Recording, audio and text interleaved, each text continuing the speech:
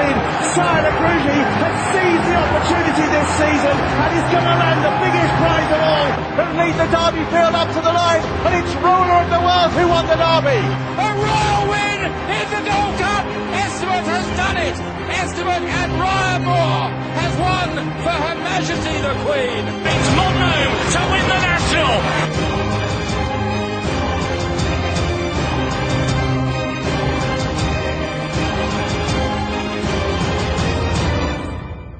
You're listening to Picks from the Paddock podcast. You are indeed listening to the Picks from the Paddock podcast with, as always, myself, Rory Paddock, and a bit of a regular feature on the show, all the way from Ireland in Dublin. David, how you doing, man? Not too bad at all. How are you? Yeah, not too bad, not too bad. Now, obviously, we are now talking to you on a Wednesday. We've had the Tingle Creek over the weekend. Big race, big talking point. Won by dodging bullets. Tipped by myself, obviously. Thank you. Hope you're wrong. Now, a lot of people, including us here at PFTP, gave what was in the end, joint favourite, Bold of Success, the Island King horse, as a horse very much to follow this year. It's had 3 races, it's not won. Were you disappointed with its run in the Tingle Creek? You know, do you think there's anything we can take from it? Do you think it's a massive disappointment, or is there any other horses that were more eye-catching, perhaps? Well, I think the winner, Dodging Bullets, was a worthy winner. He probably jumped the best and travelled throughout the race. And actually went through with his effort, which cannot always be said about the horse. That said, I wouldn't be back on come spring, given his previous kind of record. He was well fancied in the Supremes last year, a couple of years ago, and he completely blew up at Cheltenham and wasn't the same horse since. I think you can take out the top 2 again. Like, Summersby finished second and Hinterlands. They're fair yardsticks, but they're no world beaters. Fall of Success and God's Own both show themselves to be still novices, and we're kind of found out jumping. Like, Sandown is a racetrack that you have to jump well if you want to be competitive. God's Own, Clark at first, and completely lost his confidence then and made plenty of mistakes going around. The ground was probably against him as well, and he might have got away with it if he jumped better. Balder travelled well into the race and then kind of just tanked out towards the end. You couldn't really find too many excuses for him. Maybe he was just a bit obviously at his fence. So I kind of stick with the top 2 in the market, as it were. That will probably come what may in the big races in the spring. Will probably turn out to be the best 2 horses. I'd say Balder will miss Cheltenham again, head to Aintrees.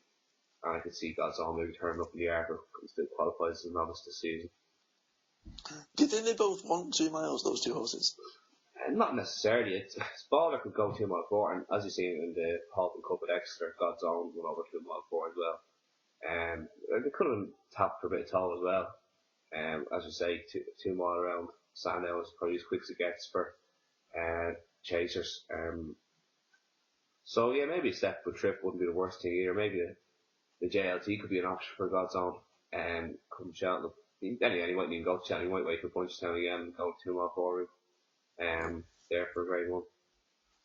Yeah, I mean, personally, one thing I'd definitely take out of the race, and I'll be bold and say it for all to hear, and it'll be recorded and probably play it back to me when I'm completely wrong come March, but I will categorically say no horse in that race will win the Queen Mother. I've never been so certain of anything.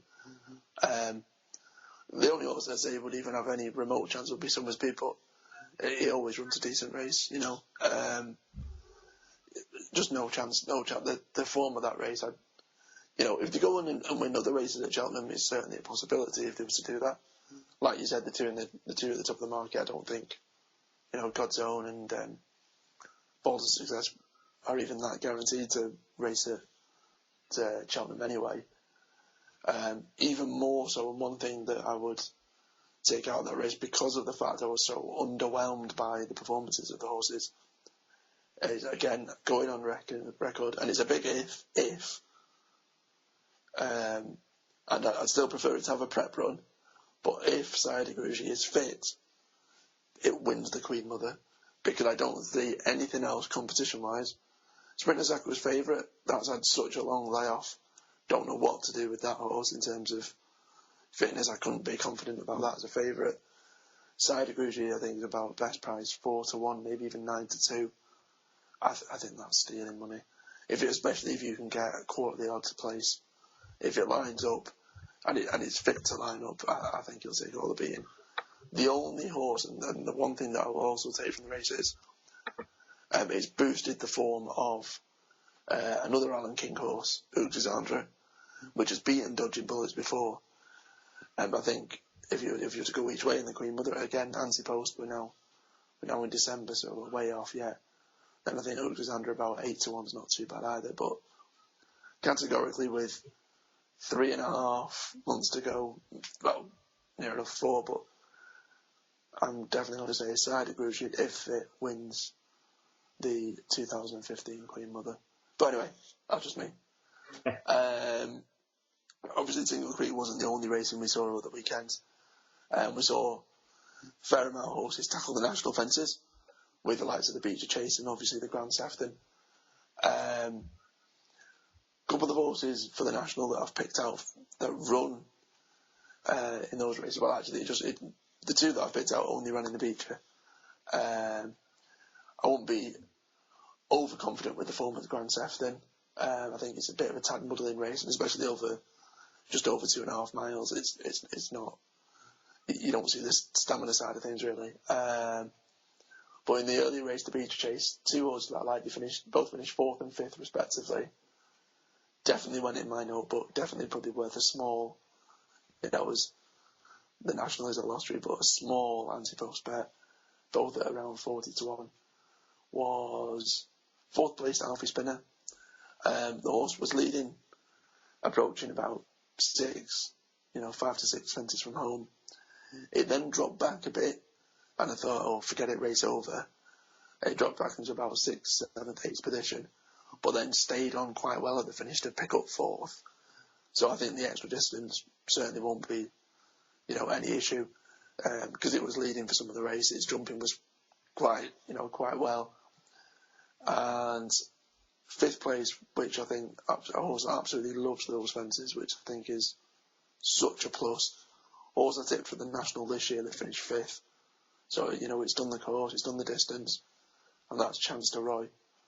To finish 5th, although it won the race last year off a break, 5th as a first seasonal reappearance, it's definitely going to strip fitted by, April next year.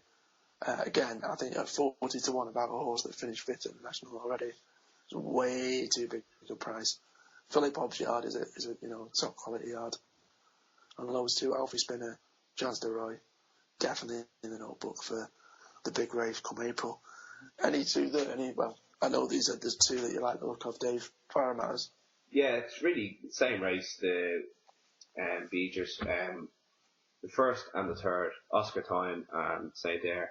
Oscar Time really, he loves them fences. With Sam Whitley Cole on board, he has probably the best jockey in recent times anyway over the Aintree fences.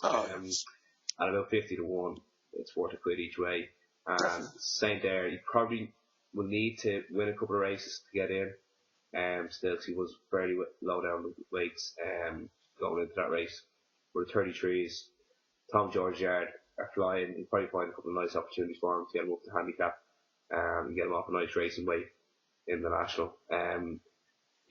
Both of them actually looked halfway round that they were going to fall back and fall out of contention.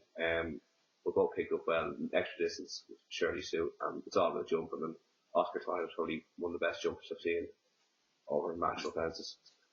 Well, it's like we were having the debate before about, somewhere to go in and, he's absolutely brilliant around those fences. Unfortunately, in the article that we had on the Saturday on the website, I alluded to the fact that Oscar Time would be a lively danger. Did I tip it at 25-1? Unfortunately not. Did I back it? Yes, I did. Yeah, alright. But again, there's somewhere becoming factor around the fences. I ended up in the Sefton going with his horse, Cedric Blair, which placed at 20-1. Thought it probably should have won if it was given a bit more of a nudge, but never mind, that's by the by. But like you alluded to before, if you're given a horse to ride somewhere they're going and it's either Oscar time or long run, for argument's sake. Yes, long run's won a Gold Cup. Yes, it's by far the classier horse. But if you've got a horse who absolutely loves it round Aintree, has won at Aintree, jumps the fences like a dream, doesn't matter how classy a horse is, but surely that's your preference. And I know you kind of agreed with me, so Sam, if you're listening, as obviously I'm sure you are, just don't do it. Stick with the horse that loves the fences, and to grab it at the national win. I mean, has he won the national yet? Samuel Quinn? I don't think so. He won the Foxtons at the Grand National meeting last year on one. That's fun. He's basically won every race around those fences, bar the big one. Stick with the horse that loves the fences. Yeah. Long Run might be the big headline name, but just don't do it. The horse can't jump those fences. I don't want to see it jump the fences, but he's done far too much to start faffing around with nationals at the age of, as it sort of gets on in his career. It's just not worth it. But anyway, obviously we had the Tingle Creek, we had a couple of races over the national fences. Anything else that you saw over the weekend? Personally, there was one that kind of, I won't say stood out for me, but was definitely an eye catcher or something to kind of keep my eye on. Tony McCoy riding for Nicky Henderson, bids for winner in the 225 at Sandown. It was Snake Eyes. Got a good bumper form and has good form from when he raced in Ireland as well previously. Lightly raced, I think he's only had 6 runs. McCoy was quite downbeat about it, saying, I didn't really think he had it in him. I think he's quite a difficult horse. But I would argue if McCoy, being the jockey he is, can get a horse like that to win, there's no reason why he can't do it again. I don't think he's going to go with this horse. He's going to win massive things, but, for argument's sake, if he lines up at Cheltenham next year and, a big handicap and it's not in the top, way up in the top weights, then I'd certainly say it's worth giving it a market check and possibly play money, especially if McCoy's on board. If it's anyone else, I'd say don't. But if McCoy takes that ride, I'd definitely be intrigued. I know that you found a few, one on the Saturday and a few on the Sunday, Dave. Where were they? Who were they? Right, so I'm going to start on the Saturday. First race at Aintree. It was a novice hurdle over 2 mile. Won by Ballybooty, but I think the second horse is the horse to get over. A horse called Great Try of Paul Nichols.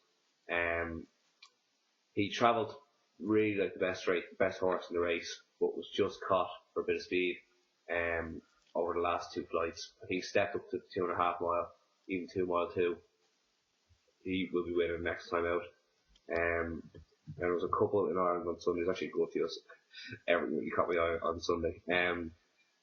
A couple one I tipped up, Mala Beach. I think he's nearly certain to be placed in the 4 miler at Cheltenham.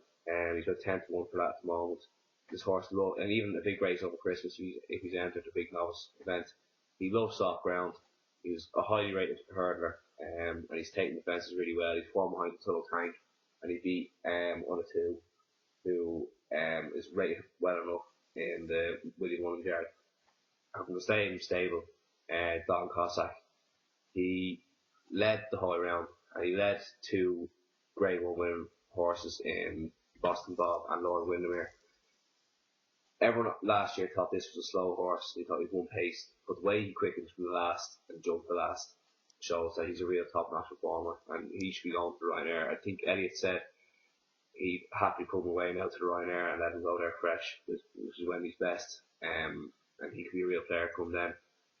Of the lesser noticed ones, Mighty Concord ran in a bumper on Sunday. I think it was at Cork, maybe a touchdown, open to correction there. He travelled really well into the race, and kind of once he was beaten, he was fit, wasn't beaten all that far, finished 4th, and he wasn't really fancied in the betting.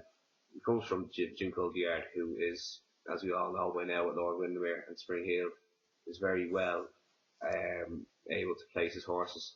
I can see him either popping up in a maiden hurdle somewhere or even maybe down the line come spring in a handicap hurdle off a nice mark, and he'll definitely be winning races. He was so green on the day, and never really gave himself a chance to pull his head very hard, even going 2 furlongs from home.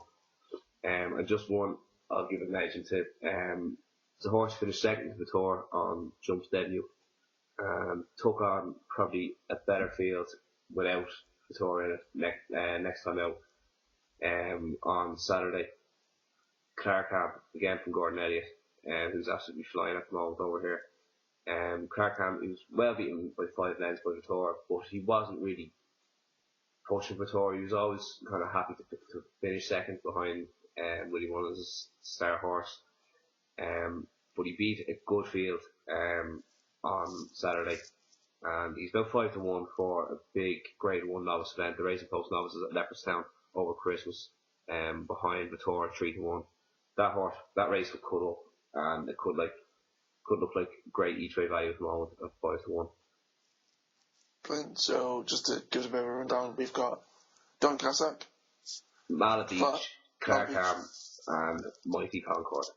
Well, you've heard it here first, folks. And Great Try. Sorry? Great Try.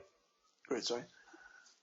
Put them in your trackers, wait for next time out. Cash, obviously, will be coming in. Dave's selections. And by all means, buy us a pint. Well, buy Dave a pint.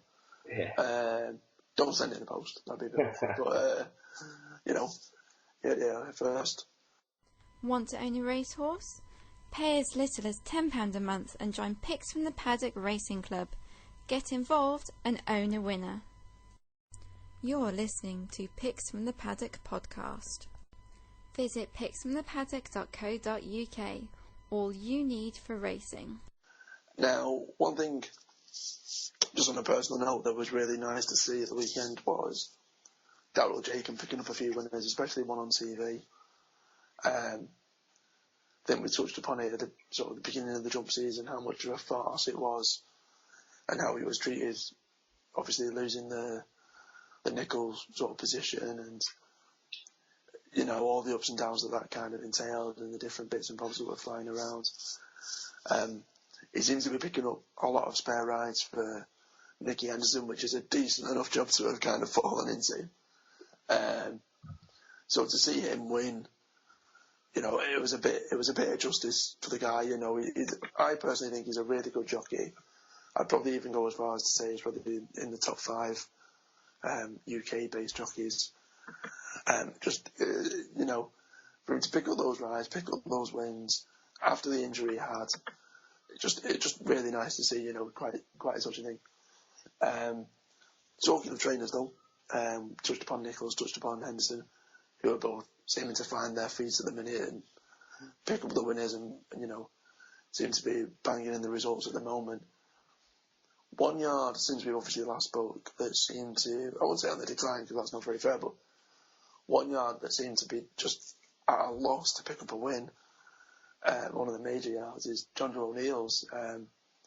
We saw Holywell fall. We saw an odds-on more of that shockingly lose the other week. And let's be honest, more of that, and I'll say this myself, I was convinced that was going to win not only that race but a certainty for the World Hurdle. People are talking of Holywell as a Gold Cup horse, which personally I just can't see. Even with his looking at the last couple of weeks, he's not had a winner in the last 2 weeks, and the amount of ammunition Jonjo has, it's quite a rarity, especially having AP McCoy as your sort of 9 times out of 10 your retained jockey. Is it something we should be worrying about? Is there any explanation for why they're not firing in at the minute? Any word from the yard at all, Dave, or anything at all? I haven't heard much from the yard now, to be honest, but at the start of the season, there was a lot of shrewd people out there. Well, they thought they were shrewd, saying that Jonjo was probably the value in the top trainer market. Well, it's still very early days. I just think he's kind of leaving his horses with a lot to work on, probably with eye on the bigger races towards the end of the season. Whether that's right or not is up to people to decide, because they're obviously top class races to win this side of Christmas. But that's just my own opinion, that he's kind of just giving his horses something to work with. We've seen more of that. He went and had a win operation. Why didn't he have that in the summer so he could win the Newbury distance hurdle? I just think he's kind of holding his horses back. Not holding back is the wrong word, but just leaving stuff to work on. Probably having them 80% fit. And if they win, they win. If they don't, he's not really too concerned, because he knows there's more to come. Yeah, I mean, I suppose a loss in the long distance hurdle in Newbury, but to then go on and win, for argument's sake, the world hurdle, you'd take it, Exactly. I mean, speaking as the voice of a punter, it's one of those that the last thing we want to do is start pointing the finger or doing anything daft. But from a big yard like that, when you've got an odds-on shot and a world hurdle winner, such as more of that, it'd be nice to know, as people who punt and people who follow the sport as well, how fit a horse really is. I mean, like you said, it's had a wind up. If that was done, a month after it had won the world hurdle, brilliant, fine, loads of time to recoup. But it wasn't done like that, and if you're going to be putting in horses in racing, and we would hope, and we would, as sort of the punting public and the people that fund the sport, my personal opinion, so, direct your tweets to me, is that I know the horse is fitter for a run. That's a kind of a given a lot of the time when he's had his first run. Unless you're a bit more of an anomaly whereby some horses prefer to run fresh, that you touched upon, Don across that before. But you kind of hope that horses are entered into the race. I know that some horses have prep runs, that's fine. But you'd still hope them to be, either going to get fit from their first run of the season, but then it's relatively, not I wouldn't say obvious, but, you would see that they've not had a run this season. Obviously more of that. It's the same scenario, but let's be honest, a horse of that calibre should have absolutely annihilated that field. Yeah. What the world is, only 4 or 5 runners. Yeah. And as a trainer, if you know that your horse isn't fit, it has had a wind operation that it's not recovered from, and you're putting it in, even if it needs the race to be fit, I'd like personally a bit of transparency, whereby the trainers have done it before and goes, he's not 100% fit, he's not this, he's not that, he may need this run, he's not a bigger certainty as what people may think. That's not to say the horse doesn't go and win. If it does, brilliant. But a bit of transparency in terms of a horse's fitness, especially when we're talking about a horse of that nature. I'd argue the horse the same if it was the 210 from Exeter on a Tuesday afternoon. But I think when you're looking at races, especially if they're on TV, especially if it's one of the big races of the day, to kind of just go, oh, well, they don't know. And it's no really big deal to Jonjo, if he's not going to put money on it himself, which you're wrong to, then he's neither here nor there. But personally, as someone who helps fund the sport, it's nice to have that transparency. And, how it would be done, maybe people can let us know, but it's that sort of thing. The sport can get a bad reputation, and if people think that people are pulling the wool over their eyes, then it doesn't help sometimes. I'll kind of leave it at that before I end up with death threats. But no, I completely agree with you, Rory, as well. Like that Newbury race was a challenge. That's a great tool in all. You have to respect the race you're entering the horse, and if they enter him in a handicap race, like a handicap conditions race maybe or something like that, and he wasn't 100% fit, and the target then was the long distance hurdle. Like he's beaten 25 lengths by Medeiros. All due respect to Medeiros, he's a very hard stick in his own right, but he should not be beaten more than that for 25 lengths. No. I mean, what's to say you don't put the horse out in summertime, sort of, say, I don't know, well, not summertime, say August, September, there's jumps racing going on. Yeah. It's not going to be the best race, but it flies under the radar. Well, not flies under the radar like you're hiding something, but it's a lesser known race. Exactly. Obviously, you'll get your press because that's running in it anyway. Exactly. But like you said, when we run it in a Channel 4 race on a big Saturday, like that's the headies. That's one of the hallmarks of the national hunt. Like while I love Cheltenham, I absolutely adore Cheltenham, and it's the best thing ever. The national hunt season has kind of turned in a way that it's not favouring the season before Christmas and up to Christmas, which needs to be respected as well. You know. Yeah, exactly. I mean, it was a decent prize money. It was decent prize money on offer. It wasn't. It was 22 grand for the winner. Yeah, you know, see, there's a decent look at the Hennessy. The Hennessy's, although it's a handicap, that's a decent prize money before the end of the year. King George, all right, it's really close to the end of the year, but decent prize money. You know, there's big races out there. You know, we've got 2 days of Cheltenham this week, but there's going to be decent enough prize money on offer that just to have that as a prep run or a run whereby is, you know, in theory it may not. He may have, again, I can't speak for Jonjo, but he may have known that horse had no chance whatsoever because of what was happening at home, operations, etc. And if that's the case, then that sort of shadow over the horse that no one alluded to is what can kind of be damaging for the sport to an extent. But anyway, moving on. I digress. Something a bit more fun. On the 27th of November, you had the privilege of attending Dublin Racing Club's preview evening. It was obviously previewing the Hennessy and the Fighting Fifth and different races that were coming up over that week. You heard an absolute abundance of different bits and bobs. I know you've got a few tales to tell so far away, Dave. Yeah, so basically it was a free evening organised by Dublin Racing Club. In fairness to them, are doing some great things over here. They had a free night in one of the pubs in town for a Breeders' Cup where they had free food going on, and they do preview nights nearly for all the big Irish racing and big English racing. But we have one after Christmas for Leopardstown, the Irish Champion Hurdle that weekend.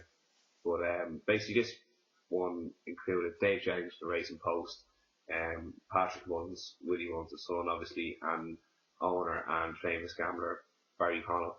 A couple of things from Barry Connell. Paddy Mullins basically just talked about Willie's horses, and he didn't really give much away. He gave a couple of nice horses to follow, but with all Willie's, they're kind of not going to be massive prices this time of year.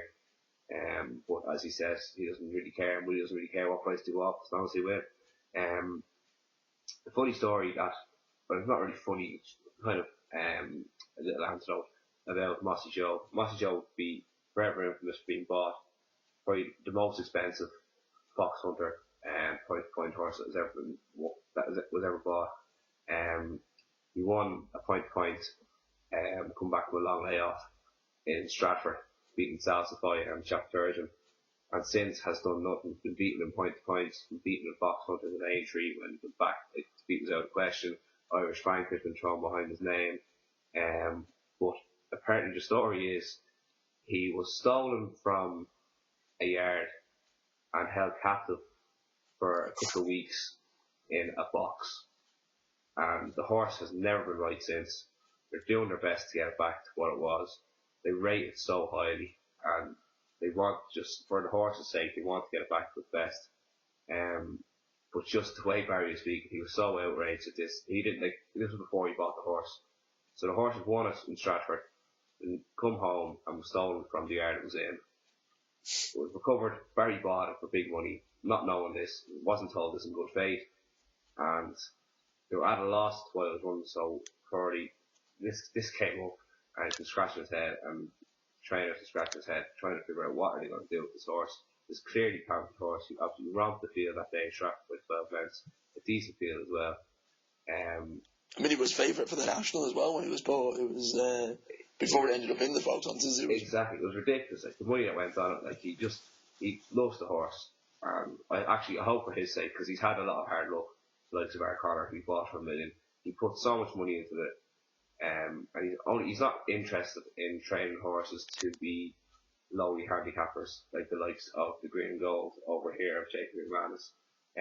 He likes to have top horses. He likes to train the likes of our Connor. He hasn't really been lucky with that lately, so I'm hoping for his sake, if this horse comes up back and does a job somewhere along the line, maybe in the Foxes at Cheltenham or maybe in the Foxes again at Aintrees. He also gave a strong word to another horse that's running over Christmas. It's currently 8-1, 10-1 favourite, depending where you shop around, for the Paddy Power Handicap Chase. It's a big race in the 27th at Leopardstown Christmas Festival. Basically, this has been the target. I had a run in the hurdle race a couple of weeks ago, and I ran again on Sunday, finishing third in a decent enough run, given that the stewards report says that Torch run 2 shoes off and came back slightly lame. Jockey since got a 1-day ban for that ride because it picked up 5 lengths coming from 10 lengths down after the third last, and was ridden quietly and then pushed out to gain 5 lengths. He gave a strong mention. This has been the target all year. This will be its main target for the whole year, regardless of what happens at Cheltenham or Punchestown later on in the year. So Foxrock, I think he does have a massive rating. He went up 3 pounds to finish in third on Sunday, but because the weights were already announced for that race, they won't put it back till after the race is run. So he's off 142. It'll be a big field. I can see him. He's 10th one now at the moment. I can see him going off 41 or short on the day. So that's Foxrock, who's trained by Ted Walsh, is that right? Ted Walsh, yeah. Ted Walsh, and that's the 27th at what meeting? Leopardstown Christmas Festival. Leopardstown, Foxrock. But you heard it here first. Heard it here first, folks. Now, obviously, you've gotten through all the way of this show, and we've not given you any tips for anything upcoming, other than way back next year, or part the one just now. So, obviously, as we've got Cheltenham on Friday and Saturday, we thought we might be kind and give a selection each. You're listening to Picks from the Paddock podcast, your dedicated racing podcast. Stay updated by hitting that like button on our Facebook page and follow us on Twitter @PicksPaddock. You know what, Dave? I'll let you go first, my man. Right. My selection is for the 125 Jenny Moe Memorial Handicap Chase. It's Class 2.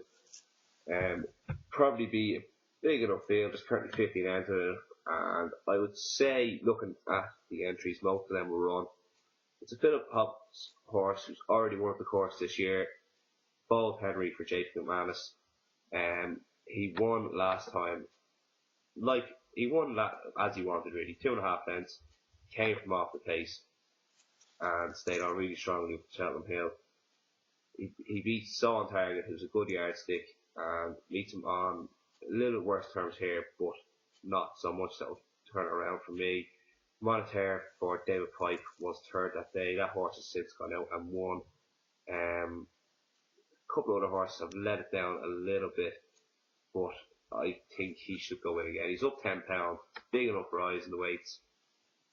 Probably Richard Johnson or AP McCoy on board, no better pilot, and he's very unexposed. He's only run 9 times for rules. For an 8-year-old, he's very little mileage in the clock, and I think he could improve again. They've always rated him so highly. Never really got him on the green. Yeah, Paul Henry. And is that on the Friday or the Saturday, man? That's on the Saturday, sorry. That's on the Saturday, what time? 125. 125, Bald Henry. Myself, sticking with the Saturday as well. It's actually the last race of the day at Cheltenham is the 3:45. Bit of a speculative effort, I'll be honest. It's not massive confidence and get your house on, but if it's an each way price, it's definitely worth going for. A course and distance winner. Again, Philip Hobbs yard, flying like they ought to be. Probably Richard Johnson on board. Garde la Victoire. Again, a course wins a horse name around Cheltenham. I always think is pretty good. He's a pretty good sort of live thing to have in the arsenal.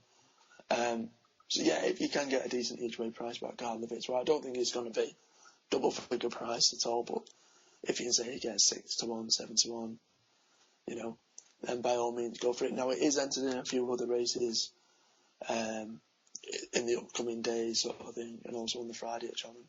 So not a certainty to run in that race, but if it does, definitely think it has a chance. Obviously, guys, thanks for listening. If you want to get in touch with the show, you can email us, you can tweet us. If you do want to email the show, jump online to picksfromthepaddock.co.uk. go to the menu, go to podcast. Right at the bottom of the page, you can obviously send in your comments there. Tweet the show, just at Pigs Paddock. Jump on Facebook, give us a like. If you've got any questions, any queries, any comments on what we've spoken about, you've got any tips that you want us to read out, by all means we can do. Send it all in to us and you'll get a mention in the show next week. Jump on, obviously, to the website. We give out daily tips. We've obviously got a racing club. We're looking to own a horse for the 2015 flat season, which is really exciting. Been great having you. Thanks for listening, and come and check us out again soon. Want to own a racehorse? Pay as little as £10 a month and join Picks from the Paddock Racing Club. Get involved and own a winner. Visit picksfromthepaddock.co.uk. All you need for racing.